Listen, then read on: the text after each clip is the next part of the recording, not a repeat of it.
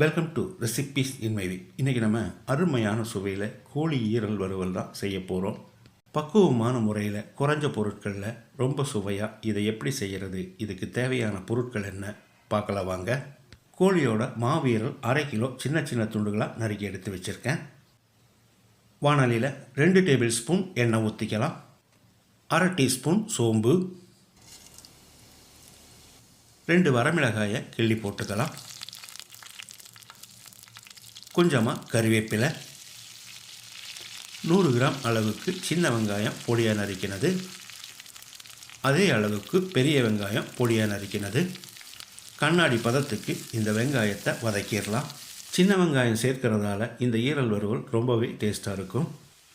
வெங்காயம் இந்த அளவுக்கு வதங்கினது போதும். இதில் 1/2 டேபிள் ஸ்பூன் இஞ்சி பூண்டு விழுது சேர்த்து பச்சை வாசனை போகிற அளவுக்கு ஃப்ரை பண்ணிக்கலாம்.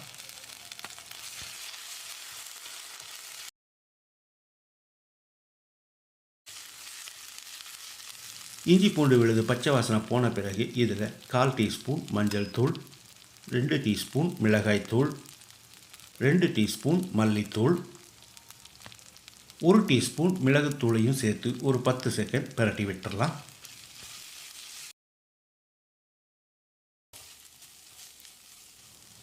அடி பிடிக்காமல் இருக்கிறதுக்காக ஒரு 1/4 கப் அளவு தண்ணி சேர்த்துக்கலாம். ரொம்ப தண்ணி சேர்க்க வேண்டாம், ஈரல் வேகும் போதே தண்ணி விடும்.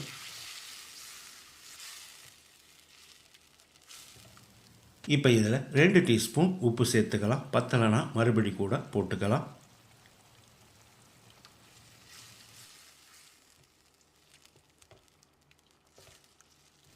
உப்பு சேர்த்து கலந்து விட்ட பிறகு நம்ம க்ளீன் பண்ணி வச்சிருந்த ஈரலை போட்டுக்கலாம்.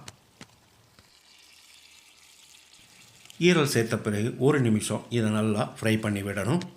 இதில் தண்ணி சேர்க்க வேண்டாம், மூடி வச்சிடலாம். ஒரு 15 நிமிஷம் வேகட்டும். இடையில அடிக்கடி கலந்து விடணும். அளவான தீயிலேயே ஸ்டவ் எரியட்டும். 15 நிமிஷம் மூடி வச்சு வேக விட்டுருந்தோம். இப்போ இதில் 1 டீஸ்பூன் மிளகுத்தூள், 1/2 டீஸ்பூன் கரம் மசாலா, இதை நல்லா கலந்து விட்டுடலாம். இது கொஞ்சம் ட்ரை ஆகிற வரைக்கும் ஃப்ரை பண்ணணும். எந்த அளவுக்கு ட்ரையாக வேணுமோ அந்த அளவுக்கு ஃப்ரை பண்ணிக்கோங்க. காரசாரமான ஈரல் மிளகு வறுவல் ரெடி ஆயிடுச்சு. பொடியாக நறுக்கின மல்லி இலையை தூவி கலந்து விட்டு இறக்கிடலாம். ரொம்ப சுலபமாக நான் செஞ்சுருக்கிற இந்த ஈரல் வறுவலை இதே மாதிரி இதே அளவுகளோடு நீங்கள் செய்து பாருங்கள். இந்த வீடியோ பிடிச்சிருந்தால் லைக் பண்ணுங்கள், கமெண்ட் பண்ணுங்கள், ஷேர் பண்ணுங்கள்.